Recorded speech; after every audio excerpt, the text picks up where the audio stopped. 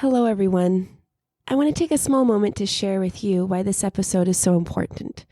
The images that we often see of refugees are one snapshot, usually a visually despairing photo of pain, anguish, war, and violence. While these are all aspects of what makes a person a refugee, it's not the whole story. I invite you in this episode to listen to the courage, the stories, and the complexity it is to navigate a life in Canada that few will understand. People with lived refugee experiences don't need our help, our tears, or our pity.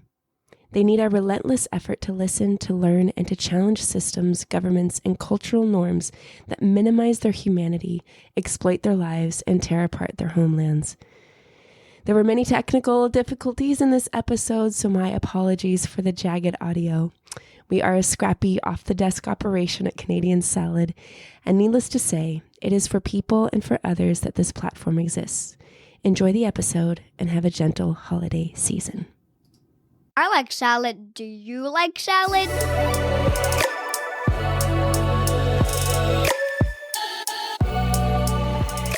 Hi, I'm Hoshin Ho. I'm living in Vancouver, BC, Canada, unceded territory of Musqueam, Squamish, and Tsleil-Waututh nations.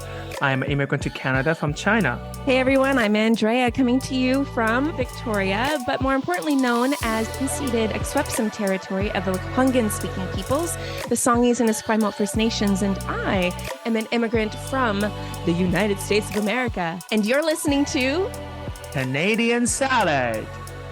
Canadian Salad.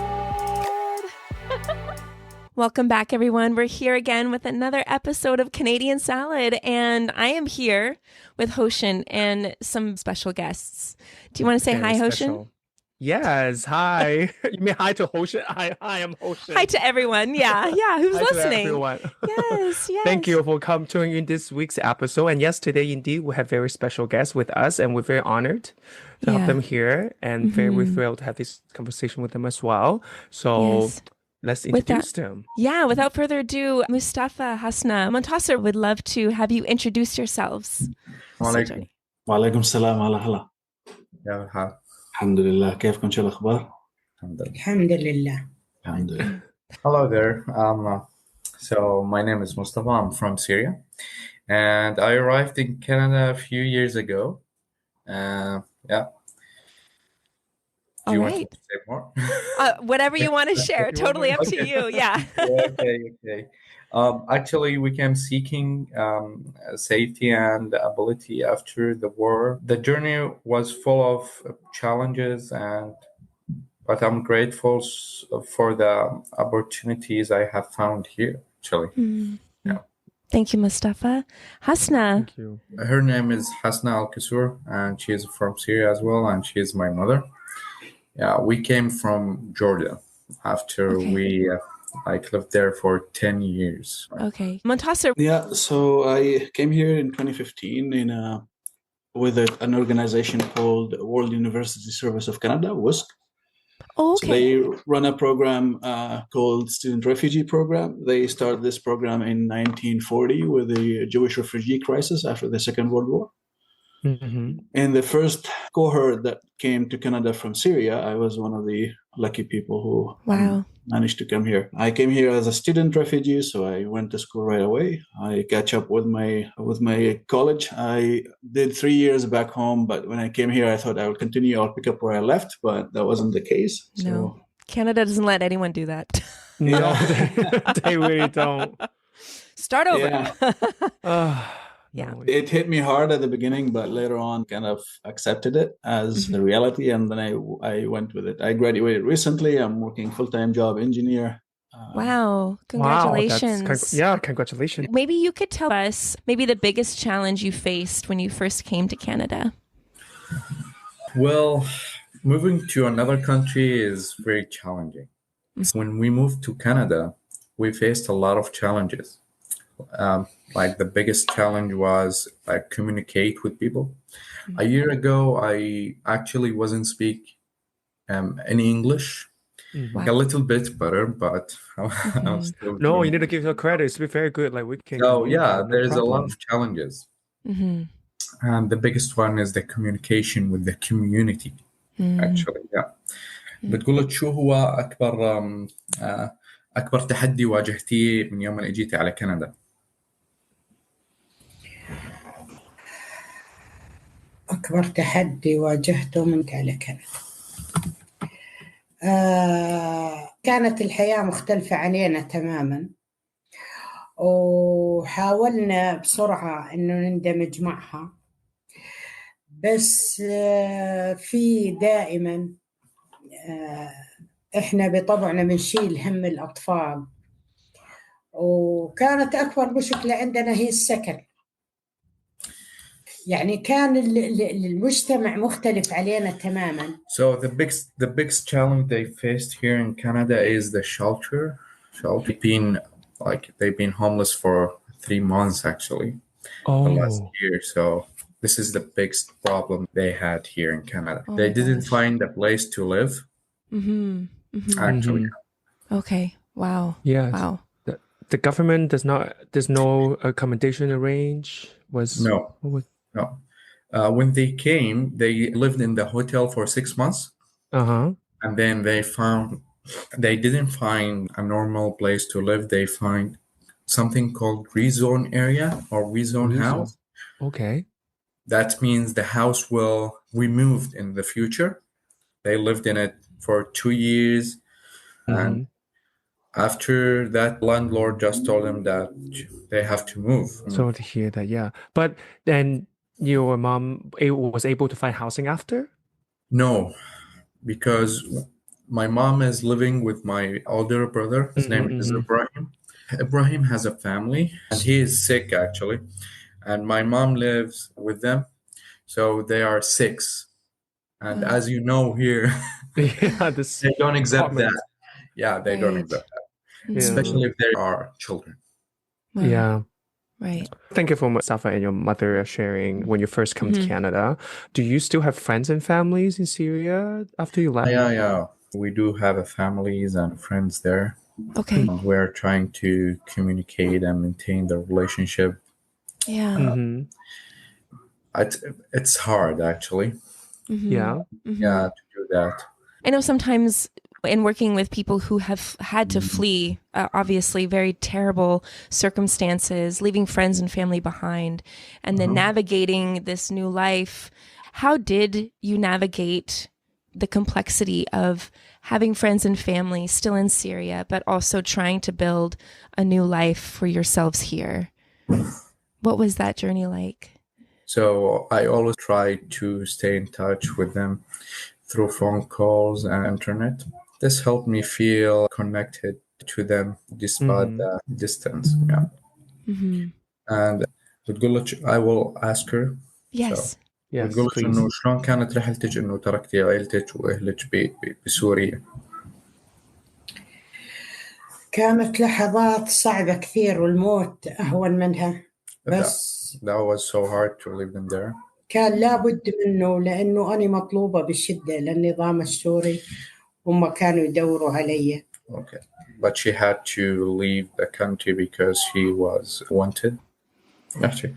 بعد ما طلعت من المعتقل هم ندموا اللي طلعوني وصاروا يدوروا علي. After she left the jail. Okay, so she spent time in jail for... Yeah, twice actually, for 3 years. Yeah. Oh my gosh. For probably nothing?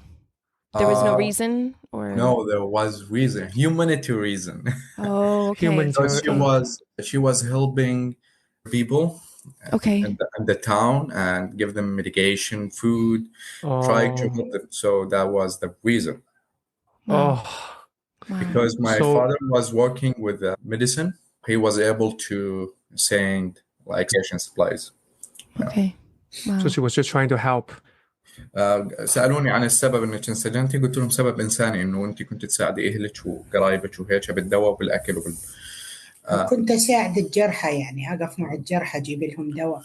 Injured people. Yeah, and injured people. She was like help them to get Okay. Yeah, as you know, the past government, Syrian government, they were taking people for nothing actually. Right. Yeah.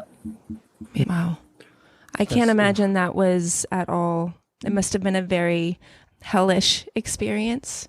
Yes. Yeah. بقول لك إنه التجربة اللي كانت كثير سيئة بالنسبة لك. تجربة صعبة سيئة كثير. It was very difficult experience. Yeah. Montaser, did you have friends or family in Syria after you left? And how did you navigate those relationships while you were in Canada studying? I can only imagine trying to focus on schoolwork, but also with your heart back with where your family was in Syria must have been a very difficult space. How did you navigate those relationships and trying to establish a life here? Yeah, I have a large family back home. So we are total. I'm the youngest of 8. Wow. Okay. Most of us outside still have a mother, 2 brothers, and a sister in there with the nephews and nieces and all of that. I wasn't able to maintain friendships because it's difficult. I already have a large family that I need to keep contact with. Sure. So I lost a few friends, contact a few friends, but like the hearts is still together. So the second we meet, it's as we never left. Right. With my mom, I had a video call almost every week. I can't skip a week, or otherwise I'll be a disappointment. I have to keep contact with her and with my other siblings, nephews and nieces. It's difficult to contact with children. You cannot connect with them through the phone. They don't understand that. They want to touch you. They want to play with you. And they want you to be with them to be able to connect. And that was a little sad. Yeah. Like I have nephews and nieces who grew up far away, and I'm not able to be with them or to be their cool uncle or someone who play rough and tumble with them. Right. Yeah, so that was the most difficult one, is the kids, to connect with them. But technology helps. Like I wouldn't like I spend day like I wake up in the morning in the weekend, and I spend the morning with my mom. We drink like a local drink. It's really not the same, but that's the best we can do considering the circumstance. It's the other side of the world, literally. Right. Right. Exactly. We have about 10 hours. The most difficult one is the time difference. It's 10 hours. Yeah. So going to sleep, they're waking up, and when I'm waking up, they're going to sleep. Yeah. Wow. But sometimes in situations like that, it's the kind of small moments, like you said, just sharing one drink that keep us going and give us that comfort. And especially when your parents grow old, all they need is time. Like they really don't need nothing from you, but to have a quality time with them. Yeah, to know that you're healthy, that you're good, that you miss them and they miss you. You know, to see your face, your smile. Sometimes that's all they need. Yeah. It's like when I gain weight, she's always happy. I'm gaining weight. Like, I bet. Aww. Despite that I'm happy or not, she doesn't care. She's happy. So the next question is, we know Al-Assad is out of Syria now, or at least that I read that he's still gone. Is that correct? Yes, he's still gone. Done. Okay. What was your initial feeling when you found out? Do you want Hasna to answer this question? Yes, we love that. بتقول لك إنه شو كان شعورك لما إنه انتهى حكم الأسد بسوريا؟ طبعا هي كانت فرحة ما بتتقدر ولا، وبعدنا بصدمة، يعني ما احناش مصدقين إنه زال حكم الأسد. بس نطلب من رب العالمين إنه كل الدول تتعاون معنا لحتى يكون عندنا دولة حرية وديمقراطية وعدالة. Of course, we all were happy about what happened in Syria and that the Assad has gone.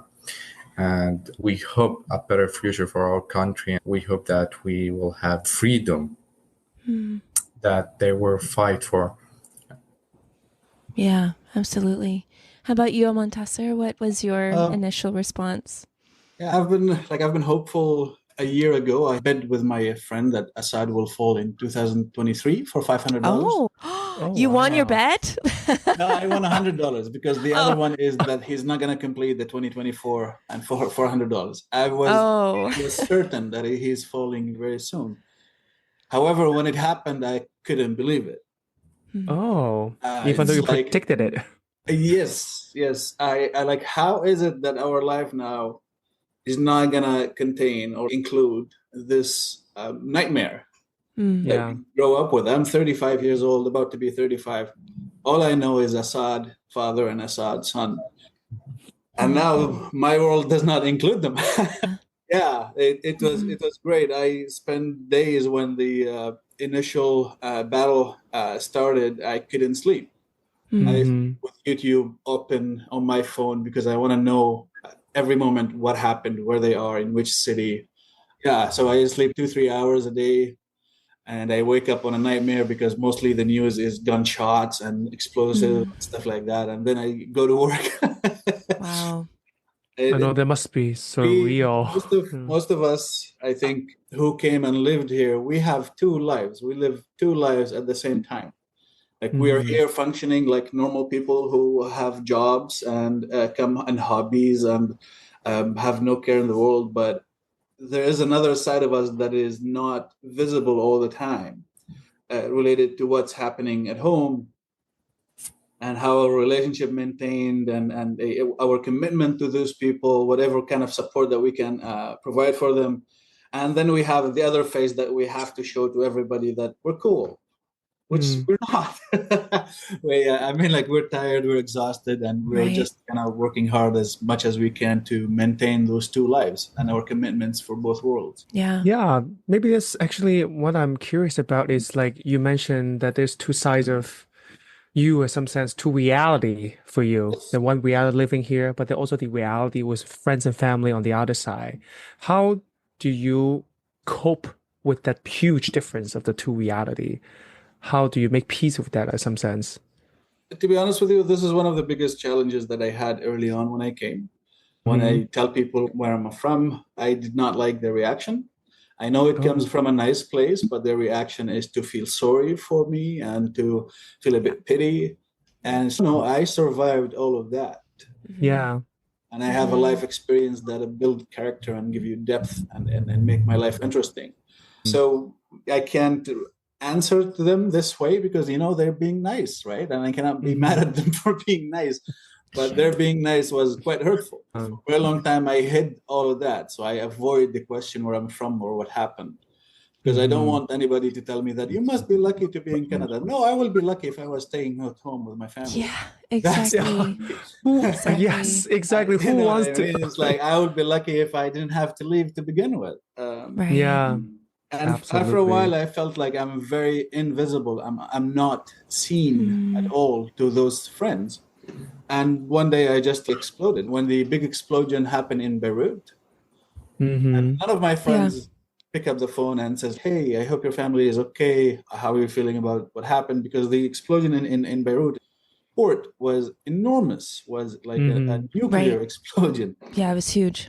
Yeah, so I was mad at them. I get angry, and we met and we talked, and I unloaded all of that. Yeah. But it seems like as much as I try to connect on a human level, it is difficult. Sure. Because when I did tell them what I feel and how I feel, I'm feeling invisible. Some of the friends, again, from a good heart, they start crying. Come on. Can you just keep yourself together and let me have a moment? They take the moment from you. You know what I mean? And they're crying, and I'm the person who's been exhausted. I'm supposed to comfort them and tell them it's okay. Right. You're the one. Yeah. They make it about them rather than about you. Yes. Not with a good intention, but it make it even more difficult for me to communicate. Yeah. But sometimes good intention can also have bad impact. Oh yeah. I'm not a big fan of good intention. Yeah, I know it is. I think sometimes some people, they don't understand, or again, maybe because all they see on the news of Syria, all they see you is just one person from Syria. You itself does not exist to them. They only see Syria on your forehead. And that's all that they care about. They see you as a symbol rather than a human being that with friends, with families, with dreams, with hopes, and with passions. So they don't always experience. They don't care about any of that. Or the monolith. Oh, I have one friend who's from Syria, and everyone from Syria is the same. Or they think that way. We all know that's everyone, like you said, there's that complexity that exists within all of us. Yeah. Exactly. Yeah. Mustafa, do you have similar experience that sometimes because you're from there, that's all that people see you as? Yeah, we had the same experience. Absolutely. Yeah. Each of us has two lives, one with the reality here in Canada with the obstacles here, and the other one with other people who still live in Syria, our families, friends, and these things. And each of us has from suffering from the war. Have you been able to hear and connect with friends and family? I know I've heard some people have been reunited with friends they didn't know where they were, or family members that they were uncertain about. Have you been able to reconnect with people that you thought, had maybe even fled or were missing? People were afraid to contact us, especially because Hasna is my mother, and she's very famous that she worked and still working against Al-Assad. Now we are able to connect many people in our town that we weren't able to, or they weren't able to contact us. Oh, good. Yeah. I want to ask something. Montaser, if he could translate for my mom, because his English is stronger than me. So he will explain better than me. Yeah. Okay. If you can do that, please. Sure. Do you have a question for Hasna? Yeah, maybe she could share living those two realities, but also finding friends or family, what that has been like for her.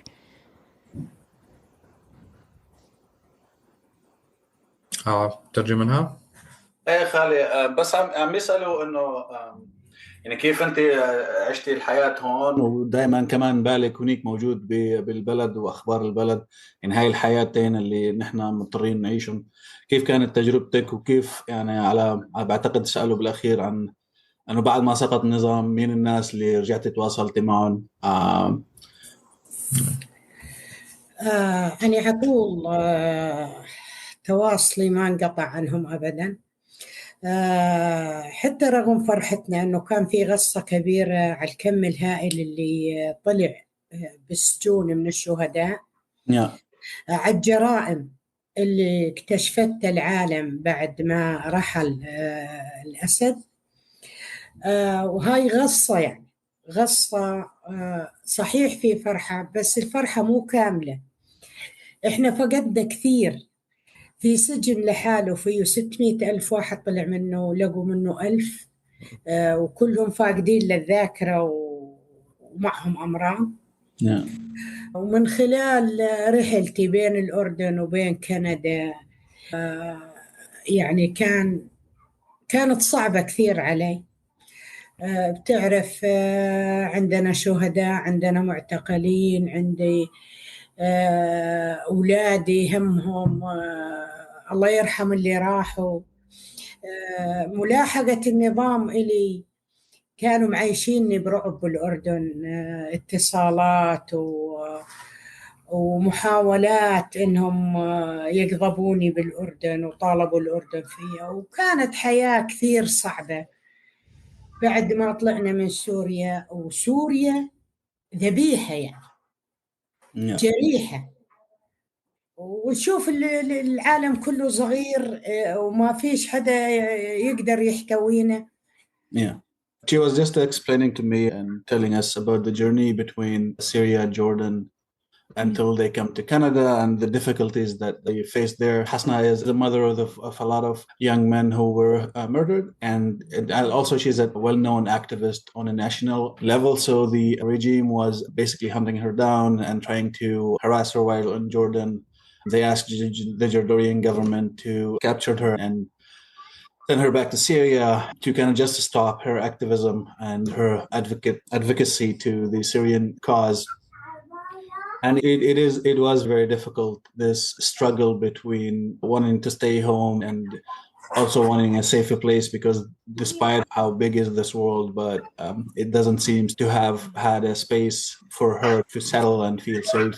Now, after the fall of the regime, we discover on a national scale the crimes and the horror that was the Syrian people were subjected to in prisons.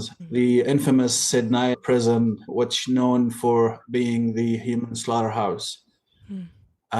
A lot of people went into that prison not to come back. We have about, like, the statistic is, I don't have an accurate number, but the estimation that I have is 100,000 people that we thought are in jail. But when the regime fell and those jails were opened, we had only few thousands being freed. So we're still in shock and trying to cope with all of that, and with being in a foreign country, speaking a different language and walking everyday life. And it's admirable for you, Hasna, to have done that, understanding the weight of what could happen and what did happen to you and to your family, for simply helping other people. Honestly, Hasna, I knew of Hasna since I was in Syria.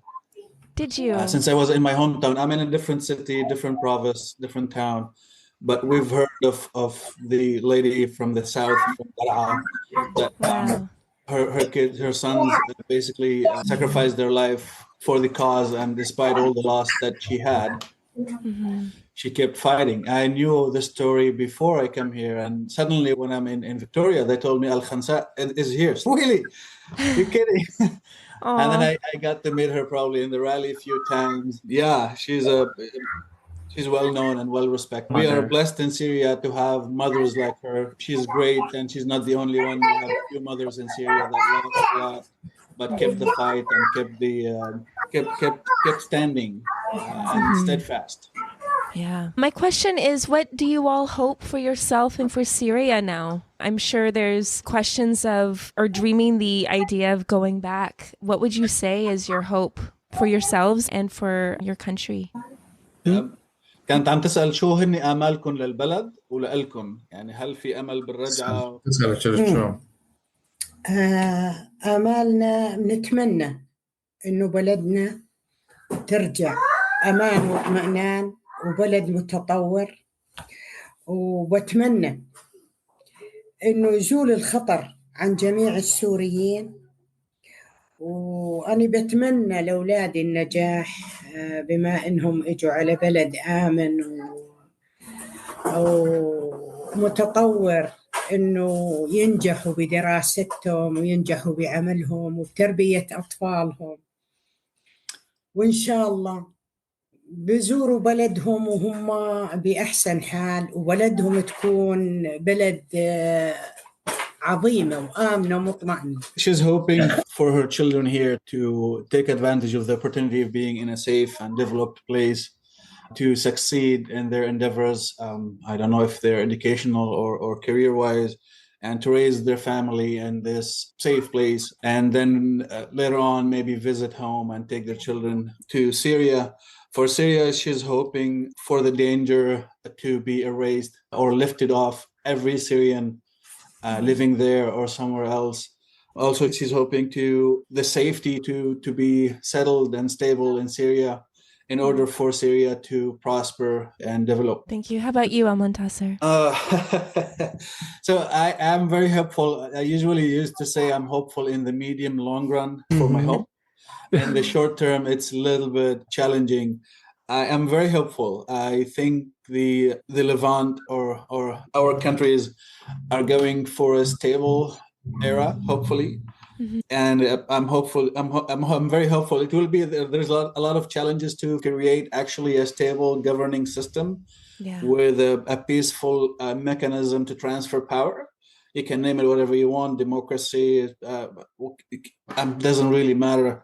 And I am also hopeful to be the human resource to be able to help with that. Like I think of myself, like I understood after a while that they like imperialist powers basically go to the Middle East and create wars to extract natural resources and oil, but also they extracted us.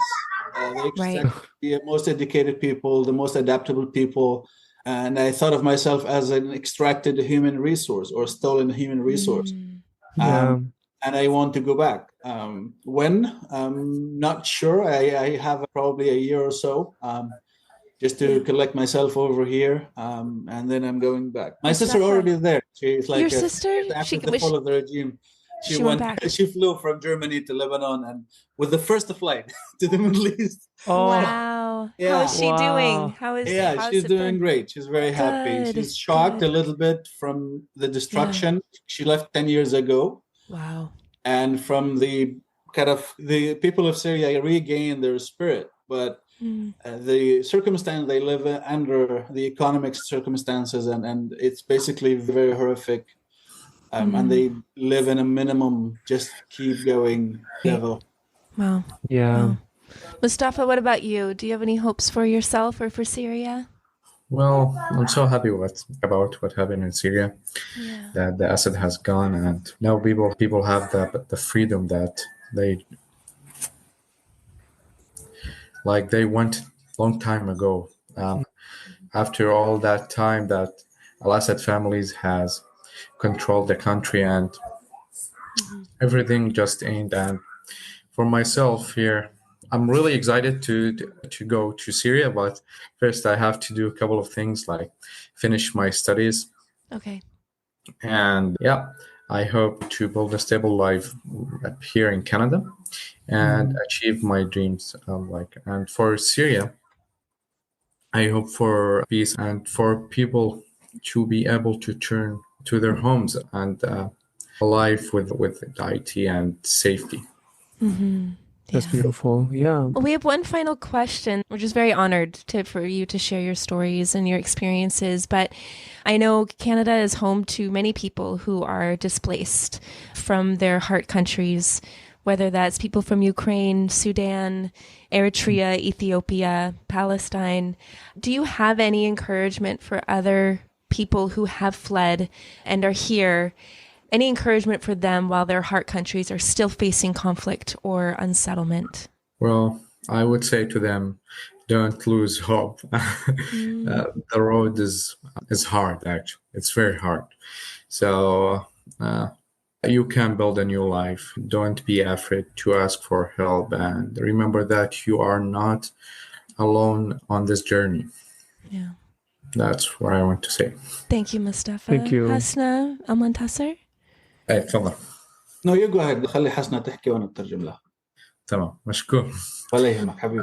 قلت إنه عندك أي نصيحة اللي هنا واللاجئين اللي يجوا لهنا وشو نصيحتك لهم يعني؟ طبعا بنصحهم يندمجوا مع المجتمع اللي اجوا عليه ويمشوا صح علموا يقووا حالهم مشان يرجعوا على بلدهم متعلمين متماسكين يحترموا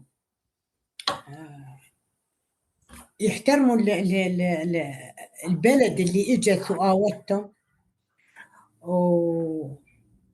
وبقول لهم بالحب بدنا نعمرها وما أشياء اللي زعلها.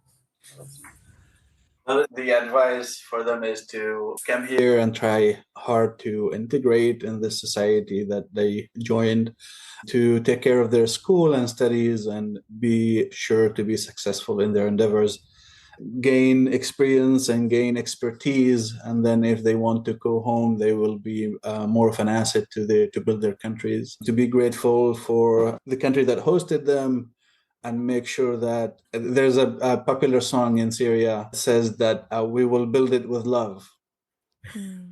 So much love. Yeah, that's beautiful. Yeah. Build it with love. Can we tell them?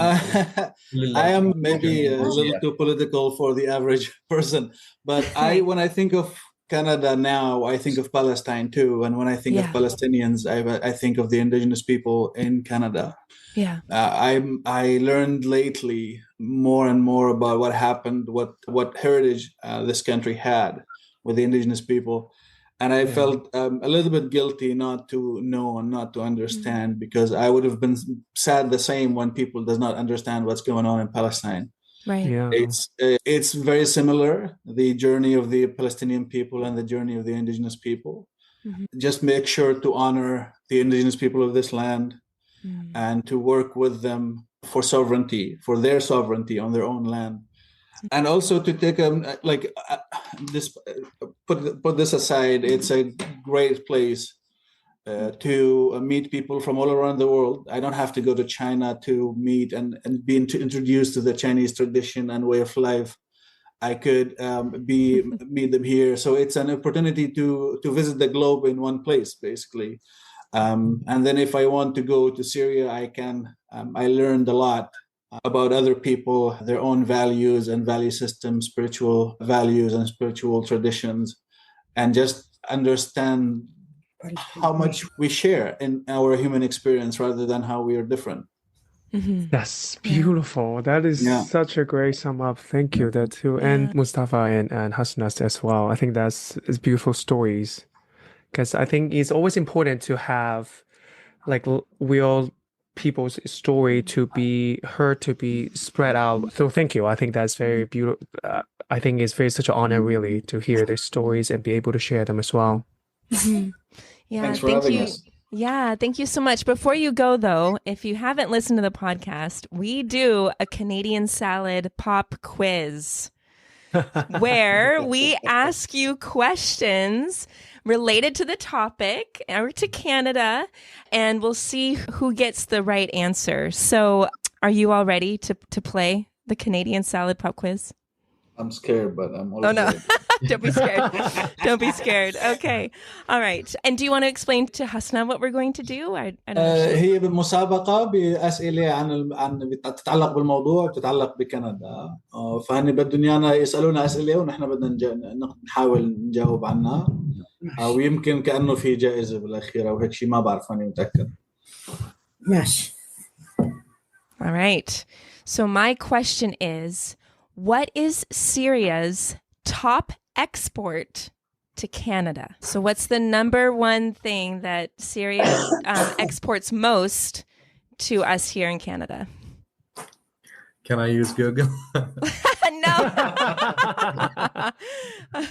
Olive oil? Well, Okay, olive oil's yours. Okay. Yes.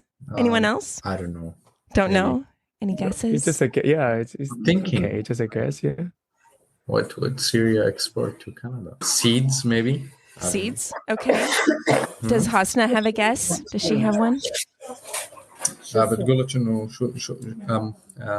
شو الأكثر شغلة من الصادرات اللي سوريا بتبيعها لكندا؟ اللي كانت تصدرها سوريا لكندا. اللي كانت تصدرها سوريا لكندا. يعني شو أكثر إشي؟ أكثر شيء المواد الغذائية. Grocery and food. I don't Okay. think so. Okay. Well, I would say Hasna's probably closest because it's her response was more open. But the number one export, this is according to a data back in 2022, was baked goods.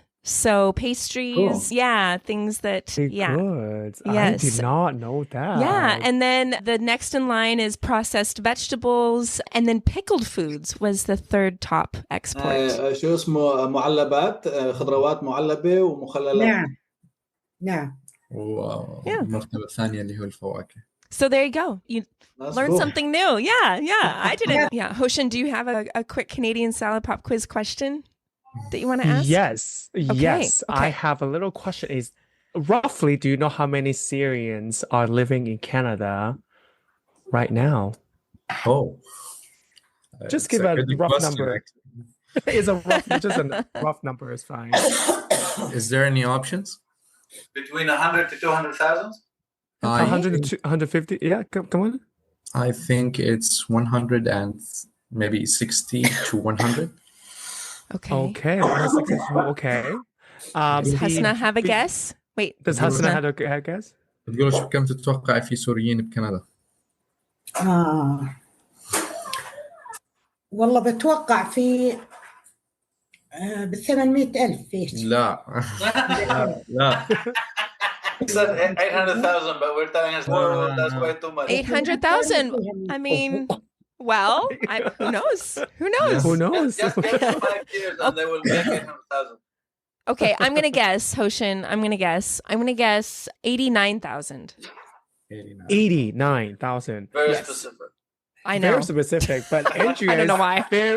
Andrea is very close. Really? I would say the closest. Yes, based on the 2021 census, there's total of 98,250. Okay. Yeah, 98,000. I said 100. Yeah, Montaser is closer. Ding, you win. Yay! Hello, sorry. I'm very competitive. 98,000. Yes, There you 98,000 go. Syrian living in Okay. Canada. All right. Wow. Awesome. Thank Well, you. yeah. Thank you, everyone. Thanks so much. Honestly, with all our hearts, thank you so much for coming on, sharing your story, your time, your lives. And I can say with a full heart, I know Hoshin probably feels this too, that we do sincerely hope a full restoration for Syria and for people to go back and to experience the life that was so close and dear to them. We really, truly appreciate you and your time. So thank you. Thank you. Thank you Well so much. Thanks said. for having us. Thanks for giving us the opportunity to share a little bit about our stories and our hopes and our plans for the future. So that's also an opportunity that we're grateful for. Yes. Is there a saying we can end on for the podcast that you would say? I know for Mexico, it's like, Viva la Mexico. You know, there's like a phrase. Is there something that we could say like for Syria to close? Maybe in Arabic? عقبال ما نشوفك عريس.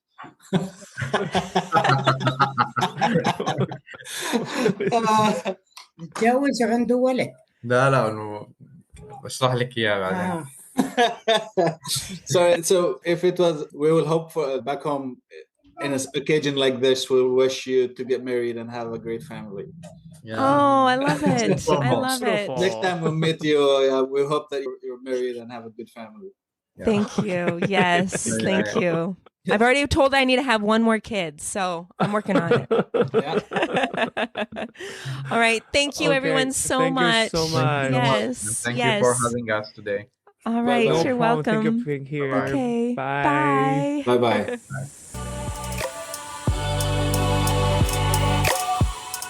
Canadian Salad is written and produced in British Columbia, Canada by Hoshin Ho and Andrea McCoy.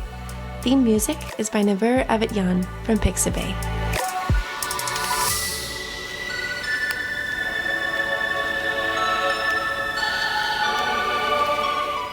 This has been a good Drinklin production.